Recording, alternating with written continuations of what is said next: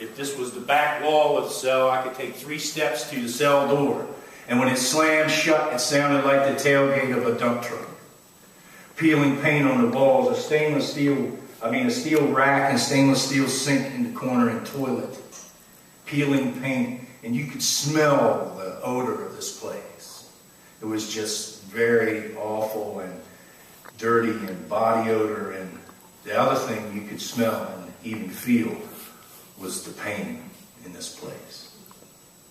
I could smell it every day, and I could smell the hatred from the eyes burning into me as I walked everywhere I went. I remember one night I was laying in my bunk, and I really learned how to read, and reading was what really saved my life. I was laying in my bunk, and I was reading a magazine, and the power pops off. And when I say popped off, it just went out. You could not see your hand in front of your face. There was no ambient light coming from the street. It was just pitch dark. And, you know, the guys are starting to get very unsettled, and they're shaking the bars, and they're starting to scream, and they're flooding the tiers by putting toilet paper and socks and underclothes, stuffing them in the toilet, and keep flushing them, because that's the only way you could flush it. They had one button, and it would fill and drain, but the water would keep coming. And this cascade of this incredible waterfall was just circling around my bars and sweeping in my cell.